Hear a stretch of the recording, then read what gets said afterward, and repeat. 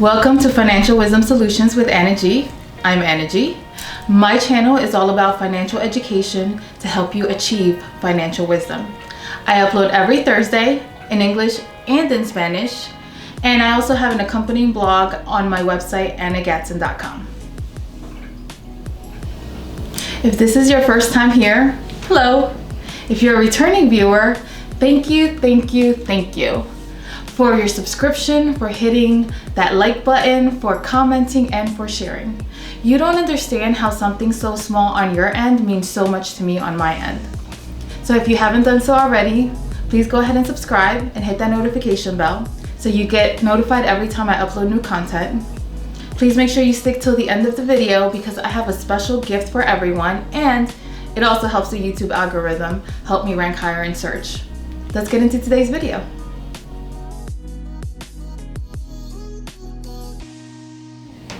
As I look back at 2020, one of the lessons that it has taught us is that you have to be ready and prepared to provide for yourself financially in case something is to happen.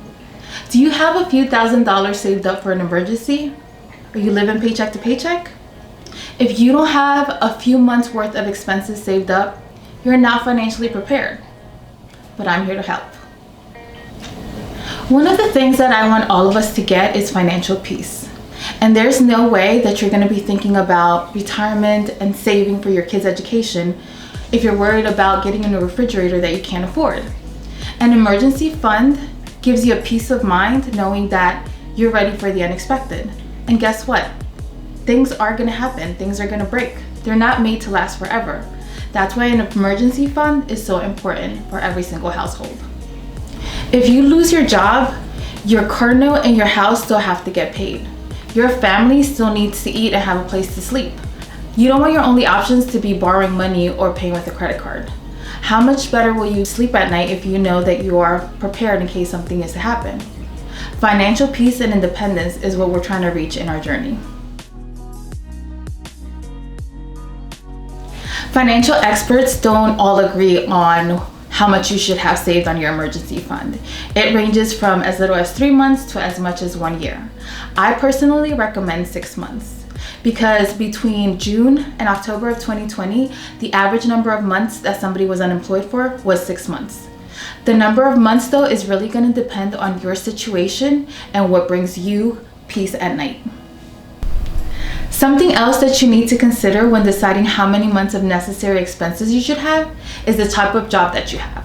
If you're in a job that is strong, you don't have to have as much saved as someone who isn't. Creating an emergency fund is just building on the foundation of creating a budget. We want our financial foundation to be strong so that we can continue to add to it. In my last video, 5 easy steps to a 50-30-20 budget, which I link down below, I break down what is considered a necessary expense.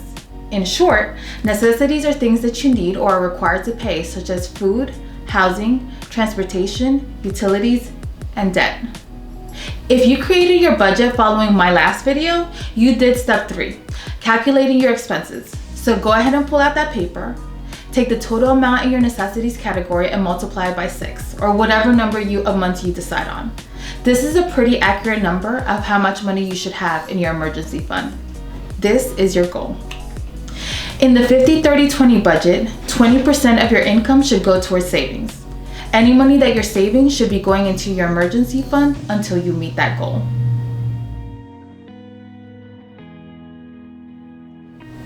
One of the most enlightening things that I have learned since starting my financial education journey is the principle of paying yourself first.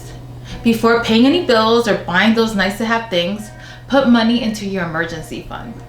And yes, this might mean that you will have less money to spend on the things that you want, but it also means that you are finally starting to manage your money correctly.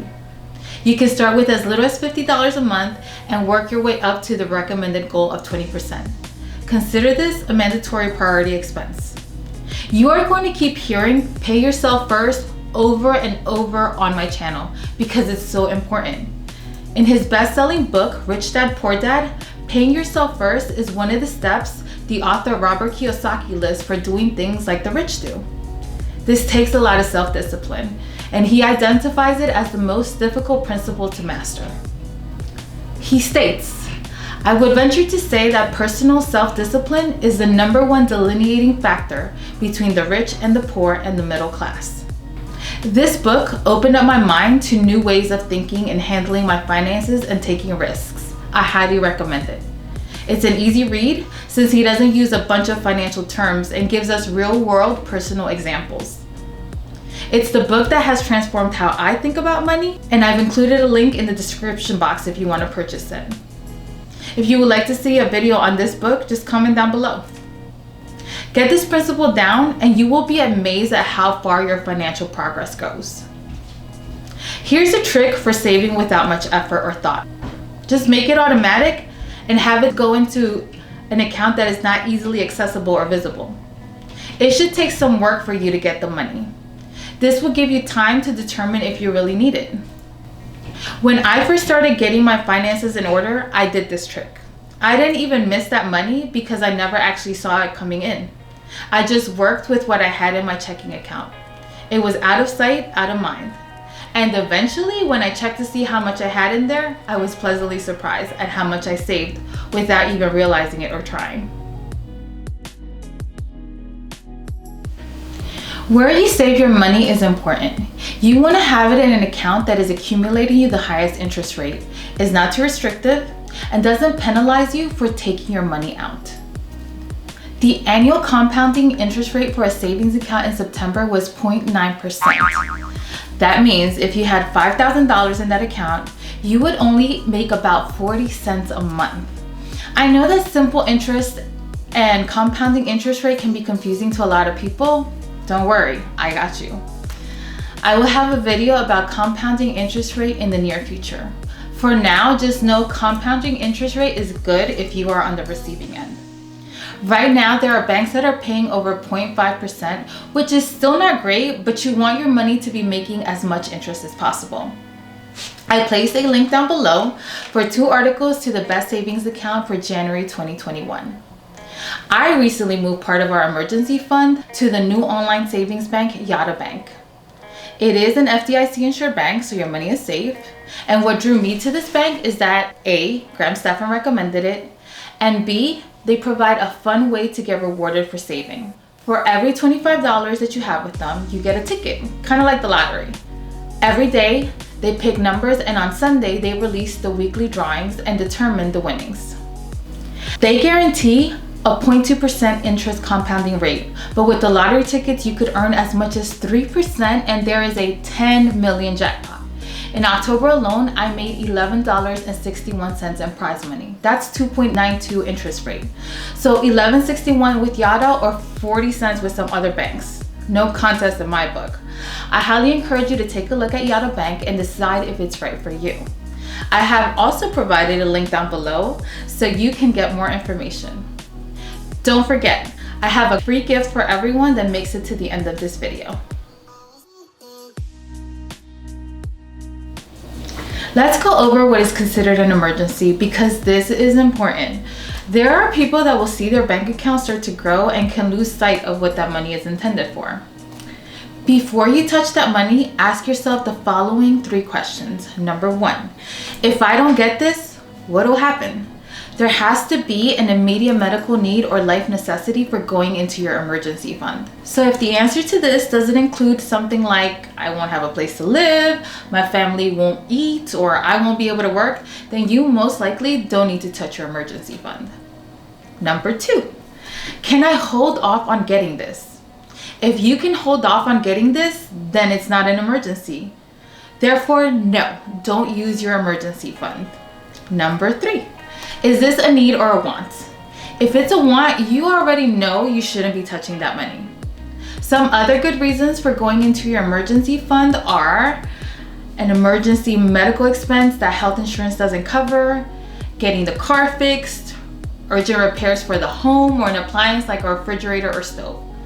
Let me tell you some of the things that an emergency fund is not intended for.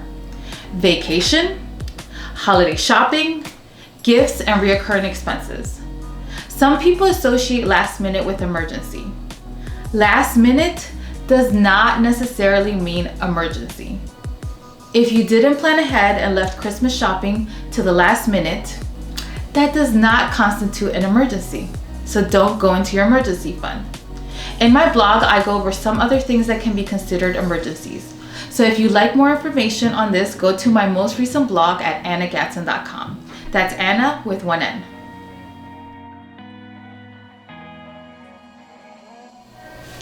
You want to reach your emergency fund goal as soon as possible so you can start working on other financial goals. Continue to stay current on your bills, like all your bills, but any money that is left over in your account after each paycheck, go ahead and transfer it over to your emergency fund. Income tax season is coming up, so you have a great opportunity soon to put this information into practice. Put at least 25% of that money right into your emergency fund. It might take you years to build up your emergency fund, but don't get discouraged. Just keep going with it. Don't stop until you have reached your goal. You are working towards a goal that 77% of Americans haven't reached, and that should motivate you. Once you start saving for your emergency fund, you will feel so good. I did. I started sleeping better and was able to start saving for retirement and also investing. Having an emergency fund is really liberating. It's a relief knowing you have money in case you need it. Start out with, like I said, a direct deposit of as little as $50 into a high interest account like the one that AnaG offers. And then transfer any extra money you have at the end of each paycheck into your emergency fund. And any other extra money that you come across, like I said, your income taxes, and then only touch that money if it is a real emergency. Speaking of AnaG, let's talk about that free gift that I mentioned at the beginning. If you decide that AnaG is for you, you look at the information and you decide it's for you, I have a code to get you 100 free tickets. All you have to do is click on the AnaG link in the description box and use my code ANNA12 down there. Anna with one N. All right, we've come to the end of my third video. If you are still here, thank you very much for staying till the end of my video. If you didn't know, watching a video until the end helps it to rank higher on YouTube. And so does leaving a comment down below. So let me know if you have any suggestions for future videos. Don't forget to hit that subscribe button and that notification bell. To your finances, and until next week.